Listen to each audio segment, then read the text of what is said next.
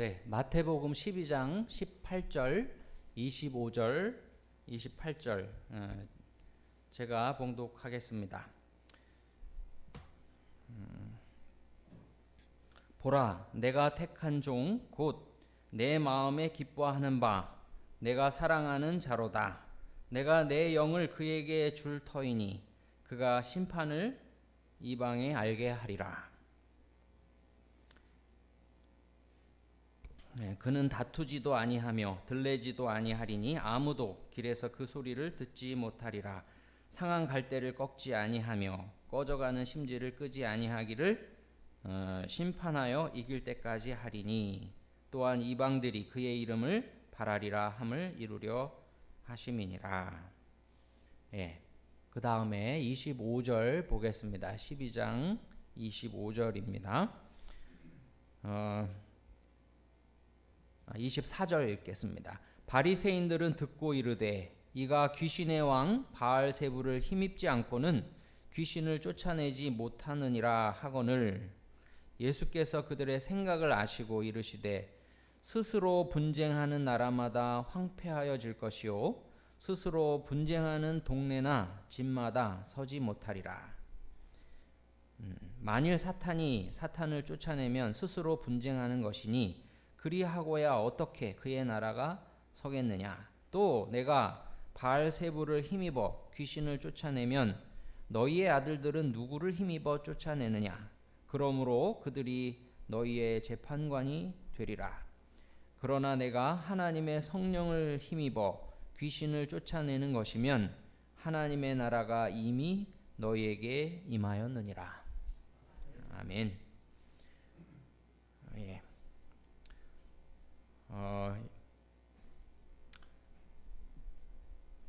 제가 이 성경절을 왜 고르게 되었냐면 사실은 오늘이 저의 순서인 줄 알고 성소에서 비치는 빛을 준비를 하려고 열심히 준비를 했습니다. 근데 우리 사모님 말씀대로 받은 사람이 나눠줄 수 있지 않습니까? 그래서 성소에 대한 것들을 이야기하려고 하다 보니까 내가 너무 모르는 게 너무 많아서 우리 제가 존경하는 목사님의 자료들을 보려고 봤더니 그 영상이 13시간이에요. 그래서 한 4시간 보고서 이걸 얘기하려고 하니까 이게 준비가 아직도 안 된 거예요. 그래서 그것으로 인해서 저 자신은 많이 은혜를 받았지만 이거를 나눠줄 만큼 그렇게 되지 못해서 어떤 것을 말씀드리면 좋을까 하다가 이 성경절을 보게 되었습니다. 왜 이 성경절을 보게 되었냐면 저희 이모부께서 여기 마포에 사시던 이모부께서 지난 목요일에 돌아가셨어요. 그래서 옛날에 같이 지내던 그 생각이 계속 이렇게 생각이 나는 거예요. 그리고 이제는 얼굴을 다시 못 보겠구나 그런 생각이 들면서 머리가 검을 때 제가 조그맣을 때 우리 이모부를 좀 뵙고 근데 지금은 머리가 하얘져 가지고 병원에 있다는 소식만 들었어요. 근데 제가 가보지는 못했고 근데 입관 예배하고 또 발인 예배하고 그다음에 그 하관 예배를 다 참석을 했습니다. 그러면서 제가 그 예배를 통해서 제가 느낀 거는 뭐냐면 이모부께서 그렇게 교회를 한번 오셨어요. 여기 교회 저쪽 중턱에 있을 때 한번 오셨는데 제 이종 사촌 동생이 목회를 이제 신학과를 들어갔다고 했을 때 그때 한번 교회를 왔었습니다. 그리고 그 다음부터는 제가 교회에서 얼굴을 못 뵀어요.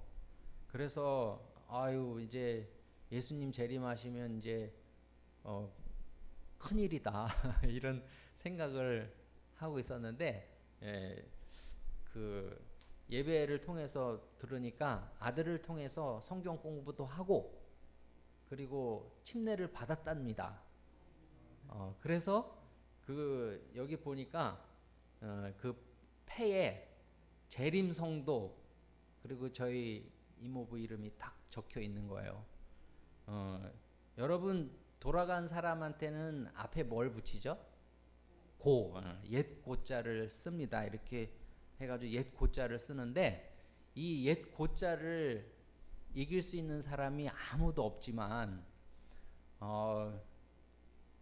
재림 성도는 부활의 소망이 있기 때문에 이 고자를 안 쓰고 재림 성도 이렇게 쓰더라고요. 그래서 제가 오늘 성도님들을 뵈면서 여러분들의 그 미래에 예수님과 함께 하실 그 소망을 보니까 정말 이 세상에 누구보다도 여기 앞에 앉아 계신 분들이 장래가 촉망이 되고 네, 사람들이 볼 때는 그렇게 위대하게 보지 않지만은 하나님께서 보실 때는 우리 이곳에 앉아 계신 분들이 그 죽음을 이길 그런 분들이라고 생각이 되어서 말씀을 이제 이 말씀을 좀 생각하게 되었습니다. 근데 제가 어렸을 때는 그 이모부 그 가족들이 다 여기 마포에 사니까 그래서 그 어렸을 때 같이 지내던 그 사람들을 이제 다 성장해서 만났습니다. 근데 가족들이 서로 화목한 것을 보고 또 그런 것을 보니까 이 말씀이 좀 저에게 와 닿았습니다. 스스로 분쟁하는 나라마다 황폐하여질 것이요 스스로 분쟁하는 동네나 집이 서지 못하겠다 이렇게 했는데요. 보통 상갓집에 가면 이 싸움도 있고 제가 어렸을 때 봤을 때는 그랬어요. 근데 우리 삼육 추모관에 이렇게 가서 그거 예배를 드리고 하니까 정숙하고 그리고 또 그 목사님들이 와가지고 이 말씀해 주시는 것과 또 조가를 부르는데 꼭 하늘에 온 것 같은 그런 마음이 들었습니다. 아무도 뭐 술 먹고 행패 부리거나 이런 사람이 없었어요. 그래서 제가 물어봤습니다. 제가 물어본 건 아니고요. 목사님이 얘기를 하시더라고요. 어떻게 이렇게 침례 받을 결심을 했느냐고 이제 돌아가시기 얼마 전에 어떻게 침례 받을 생각을 했냐고 그랬더니 그러니까 저한테는 아무 관계도 아니지만은 저 학교의 후배죠. 그러니까 그 집에 큰 집입니다. 지금 저의 이모부가 작은 아버지가 되는 우리 동생이 있어요. 그 친구가 뭐라고 얘기했냐면 그 재진이 형 아버지는 저기 그 포천에 있는 데서 이렇게 잘 이렇게 매장이 돼서 그때 자기가 운구를 했었다고 이야기를 했답니다. 그러니까 작은 아버지께서 뭐라고 얘기하시냐면 나도 그런데 이렇게 묻힐 수 없을까? 이렇게 얘기를 하더래요. 하도 그 인상이 좋았던 것 같습니다. 그래서 제 이종 사촌 동생이 목회를 하는데 아버지 보고 그렇게 얘기를 했습니다. 그 재림묘지에는 아무나 못 들어가요. 그럼 어떻게 해야 들어가는데? 침례를 받아야 돼요. 재림교회 침례를 받아야만 돼요. 그렇게 얘기를 했답니다. 아주 한숨을 푹 쉬면서. 그랬더니 내가 침례 받으면 되지. 돌아가시기 전에 그렇게 얘기를 했다고 해요. 그래서 침례는 그냥 받는 게 아니고 이 성경을 공부해야 된다고 그래가지고 돌아가시기까지 성경도 공부하고 뭐 완벽하지는 않지만은 성경도 공부하고 침례도 받았다고 전해 들었습니다. 그래서 제가 생각할 때는 전혀 가능하지 않을 것 같았는데 그런 얘기를 들으니까 제가 우리 아버지를 거기에 모신 것이 정말 잘했다. 저는 그렇게 생각을 했습니다. 예.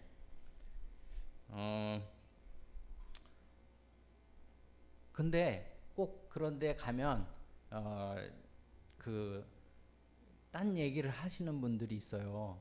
뭐라고 얘기하냐면, 야, 여기 재림묘지에 묻혔어도 예수님 오실 때 못 일어나는 사람 있는 거 아니야?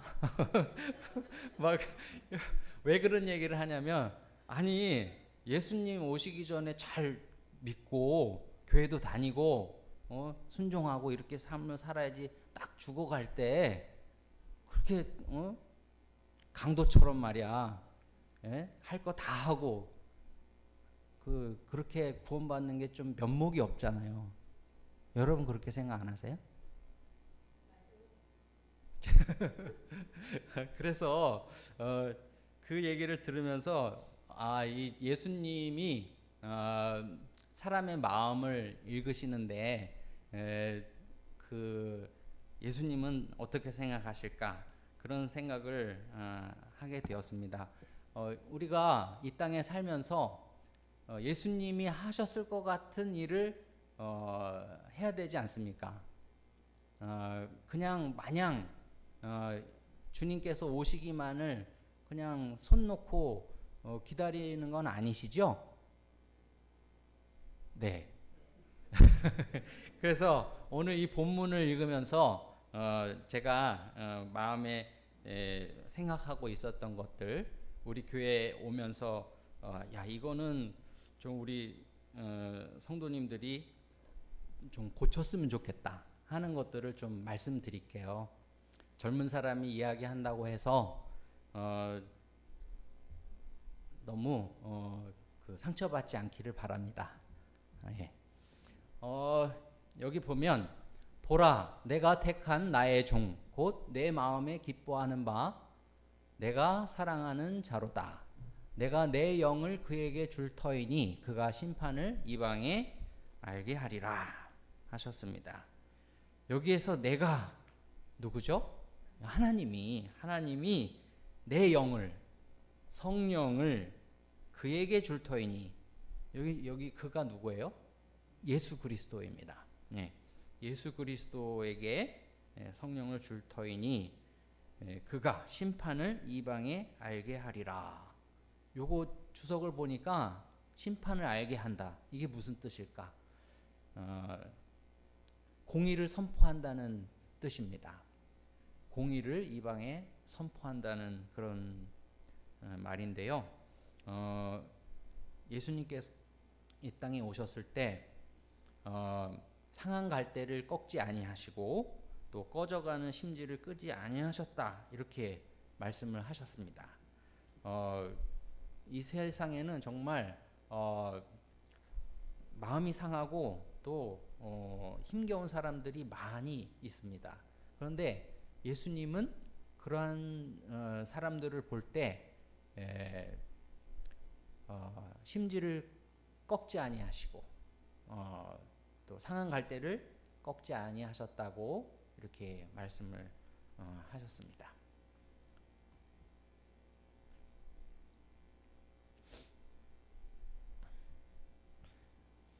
마태복음 4장 23절에 보면 예수님의 사역이 나오는데요.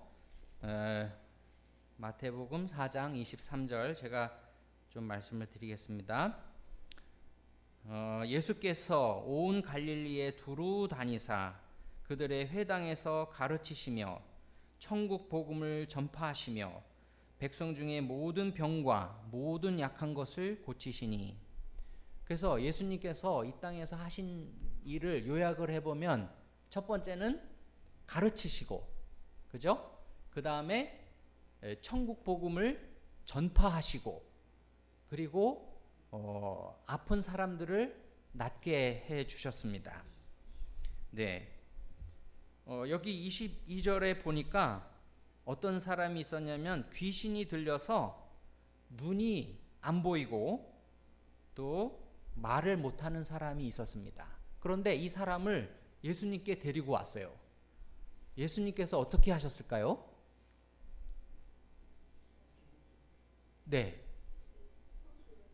귀신을 나가게 해 주셨습니다. 귀신을 나가게 해 주시니까 이 사람이 눈 멀고 입이 어눌한 사람이었는데 아예 말을 못했다고 했죠.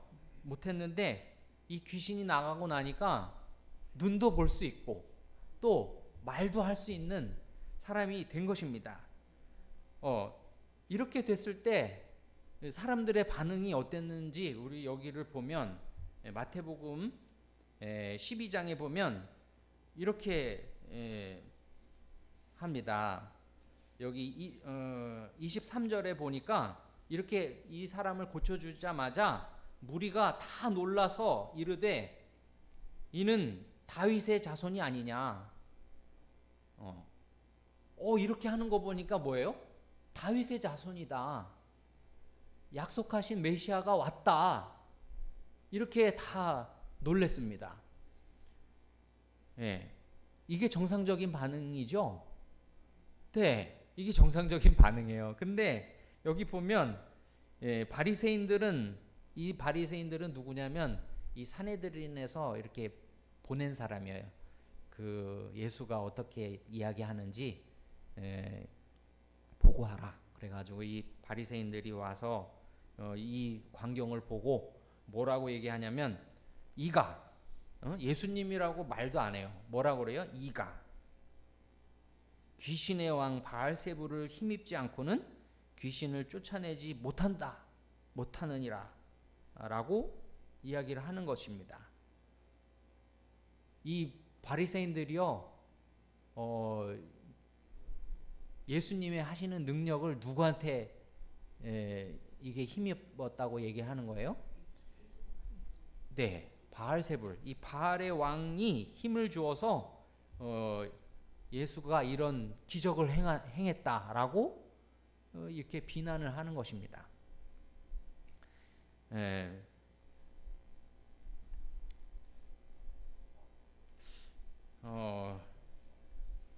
여기서 보면 예수님께서 여러분들 여기서 제가 한 가지 좀 말씀드리고 싶은 게 있어요.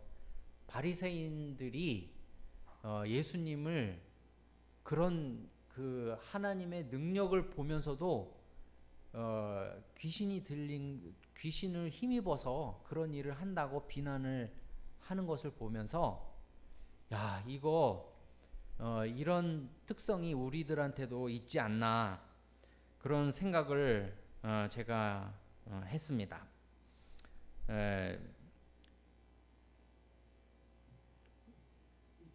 네, 우리 교회에서도요.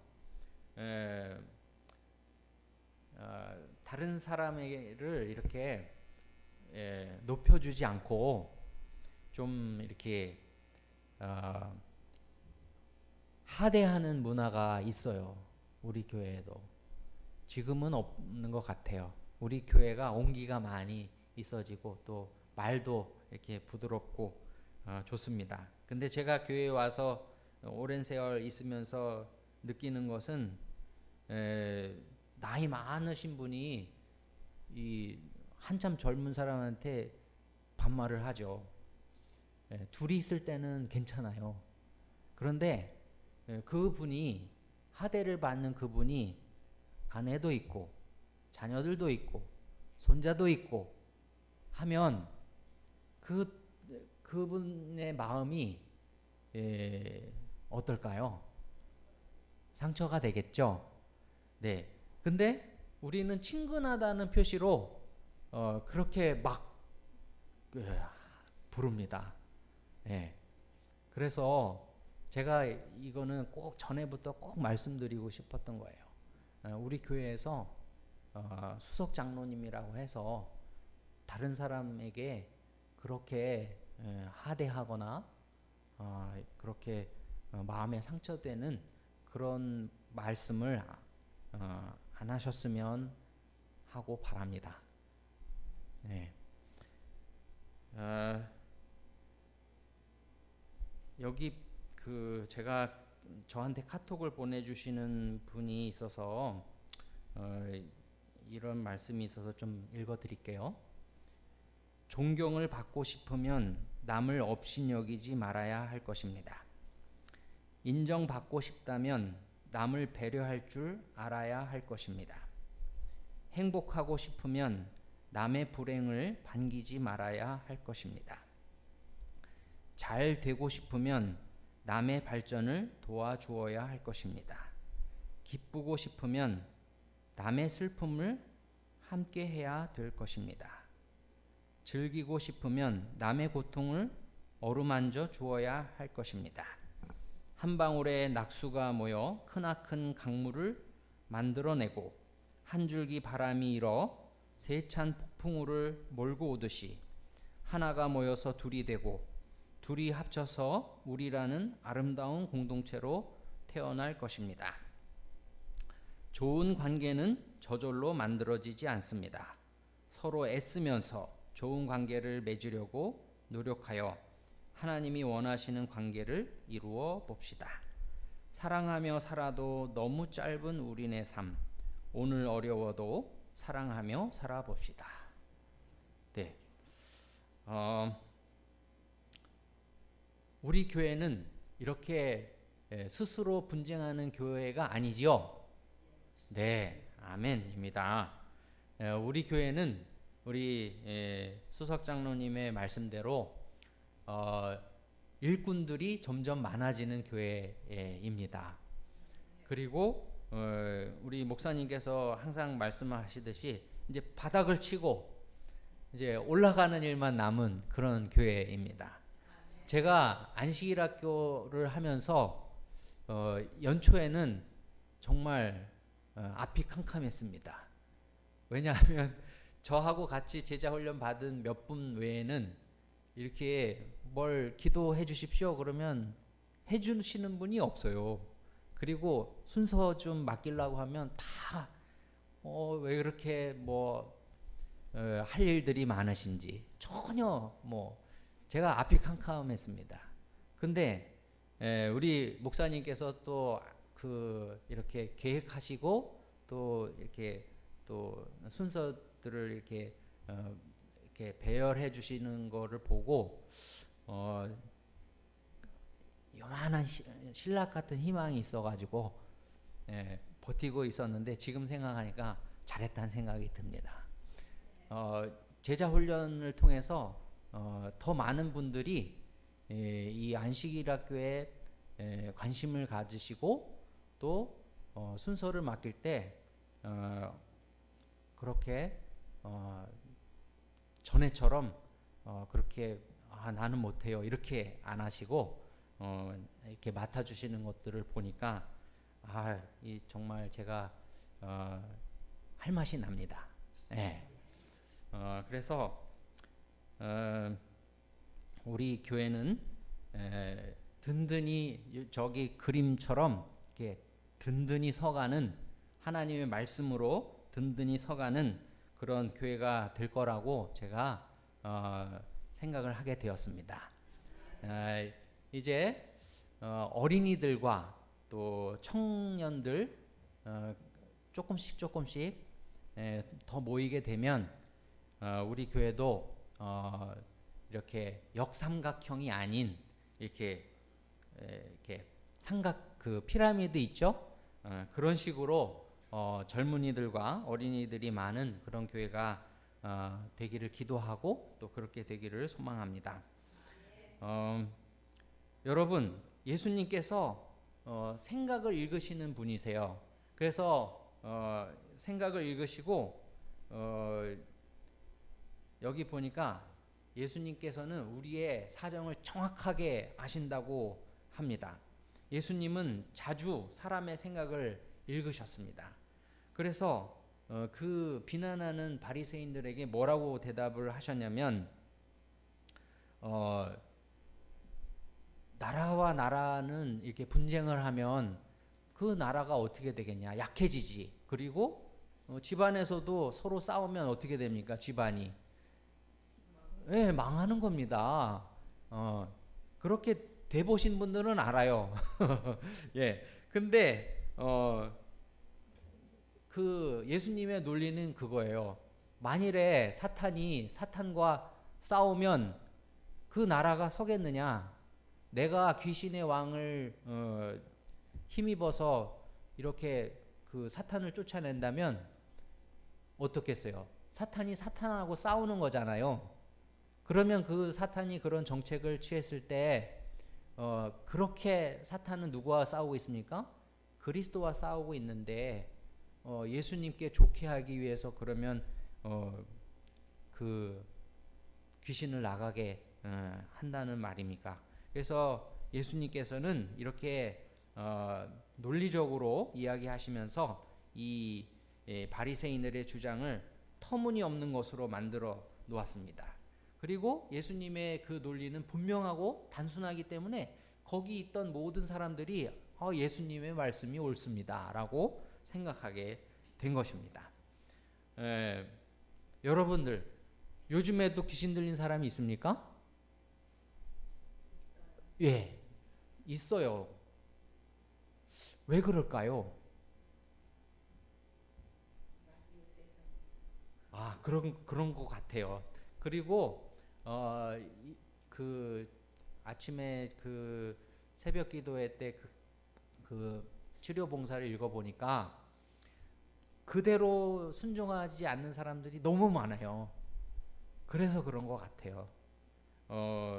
이 폭력적인 그 드라마나 폭력적인 영화, 또 불규칙한 식생활, 또 하나님의 창조물을 볼 수 없는 그런 환경에 처해 있을 때 마귀가 그 사람을 확 사로잡는 그런 일이 생기는 것입니다.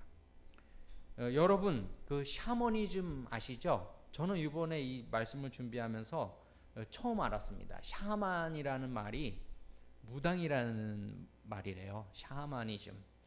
예. 근데 이 샤머니즘이 여기 마가복음 2장 19절에도 나와 있습니다. 제가 좀 보여드릴게요. 예, 여러분 귀신들도 믿음이 있습니까?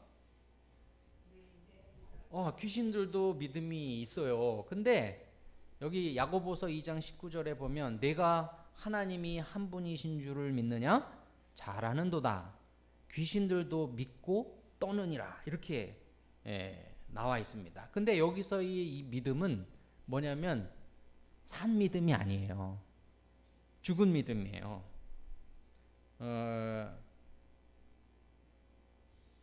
그리고 여기 떤다고 그랬는데 초조해야 하는 것입니다. 그리고 두려워하는 것입니다. 심판 때에 받을 징벌을 생각하면서 벌벌 떠는 그런 모양을 나타내는 것입니다.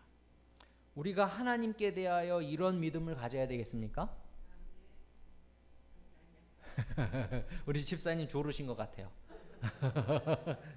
네. 우리가 하나님께 대하여는 이런 죽은 믿음이 아니라 산 믿음을 가져야죠. 산 믿음을 가져야 됩니다. 예. 예. 하나님께 대하여 우리가 산 믿음을 가지고 또 예수님께서 이 땅에서 하셨던 것처럼 이 땅에 그분이 계셨으면 어떻게 하셨을까 우리가 생각하고 그리스도인들은 예수님의 하신 길을 따라가야 되는 것입니다. 예수 그리스도는 성령을 힘입어 귀신을 쫓아낸다는 것을 여러분 이제 이 성경을 보면서 알게 되셨죠? 네.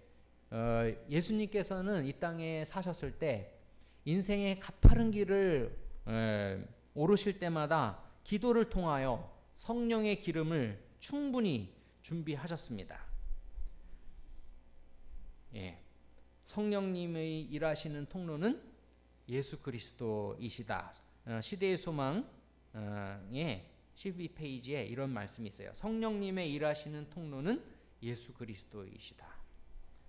예수 그리스도를 우리가 만나고 그분과 관계를 맺게 되면 성령이 그 사람에게 임합니다. 여러분 성경을 믿으시죠? 네. 침례를 받고 죄사함을 받으면 뭐가 임한다고요? 성령을 선물로 받겠다고 그분께서 분명히 말씀하셨습니다.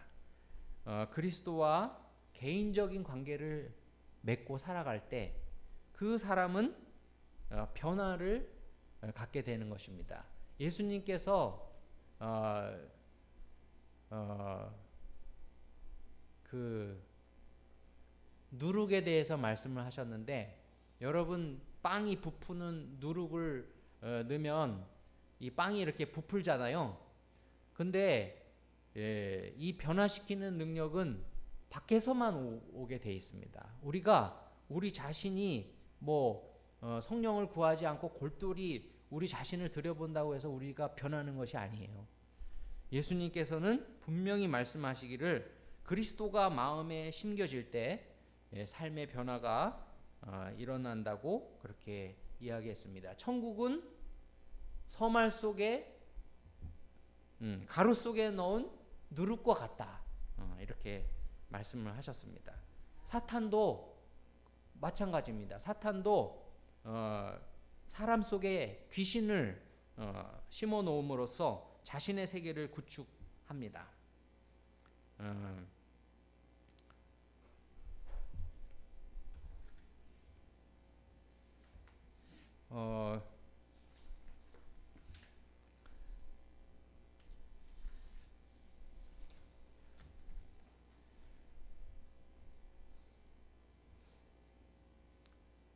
제가 필리핀에 갔었을 때 벌써 20년이 훨씬 넘었는데요. 그 마스바테라고 하는 센트럴 비사이아 미션에 간 적이 있었어요. 갔는데 이렇게 좌석이 있었고 한 200~300명이 쫙 앉아 있었던 것 같아요. 그런데 이분들이 다 재림교인들이라는 거예요. 그래서 제가 깜짝 놀랐습니다. 아니 이렇게 많은 분들이 재림교인이라고? 근데 알고 보니까 한 교회 교인이 아니고 여러 지역에 있는 교인들이 그날 이렇게 우리 같으면은 여기 시내지구 교인들이 한꺼번에 다 모여 있는 곳이었어요. 근데 제가 그곳에 떨어져서 선교사로 왔다고 인사를 하는 그런 자리였습니다. 근데 그렇게 많은 사람들 앞에서 인사를 하라고 하니까 여기서는 별로 안 떨려요. 근데 그 많은 사람들 앞에서 있으니까 많이 떨렸습니다. 노래를 하라고 하는데 그것도 노래도 잘 안 되더라고요. 사람들이 많으니까. 근데 제가 얘기하고 싶은 건 뭐냐면 그 집회가 금요일 저녁부터 일요일 오후까지 계속되는 집회였어요. 그리고 거기 강사분들은 그 센트럴 비사이아 미션의 목사님들이었어요. 근데 뭐라고 그분들의 얘기를 하는데 저는 도무지 알아들을 수 없는 얘기를 하는 겁니다. 그래서 근데요, 하나님께서 저에게 영감을 주셔가지고 그 말을 다 알아듣는 거예요. 우리 사모님이 와 그러셨는데 그 얘기를 제가 오늘 하려고 하는 겁니다. 그때 알아들은 거를. 뭐라고 얘기를 했냐면 파스터 리켈료 목사님이 앞에 나와서 뭐라고 얘기를 했냐면 자기가 학교 다닐 때 지금 옆에 있는 이 합회장보다 공부를 잘했다는 거예요. 근데 나보다 공부 못한 사람은 합회장이 됐고, 미션이죠. 미션 대회장이 됐고, 자기는 그 밑에서 일하는 사람이라는 겁니다. 근데 그분이 하는 얘기가 뭐냐면, 그렇지만 자기가 이렇게 끌어내리려고 하지 않는다는 거예요. 보통 사람 같으면 그렇죠. 자기보다 공부도 못하고 또 자기보다 키도 작고 이렇게 한 사람이 더 잘 되는 걸 보면 어떻습니까? 이렇게 끌어내리고 싶지 않나요? 여러분 안 그러셔서 다행이에요. 근데 이 항아리 속에 개가 있는데요. 항아리 속에 개가 뚜껑을 안 닫아놨는데 개가 밖으로 나오는 개가 한 마리도 없어요. 왜 그러냐면 열심히 그 개가 노력해서 그 밖으로 자유를 찾아 밖으로 나오려고 하면 다른 밑에 있는 개가 그 발목을 잡고 안 놔주는 겁니다. 그래서 떨어져요. 그래서 뚝 떨어져요. 그래가지고 이 항아리 속에 있는 개들은 다 밖으로 못 나오는 거예요. 여러분 이런 사회에서 살고 싶습니까? 아니시죠? 네. 그래서 다른 사람이 잘 되는 걸 보고 다른 사람이 훌륭한 거를 보고 이렇게 높여주고 또 칭찬해주면 자기도 같이 칭찬하는 사람도 같이 어떻게 해요? 올라가는 겁니다.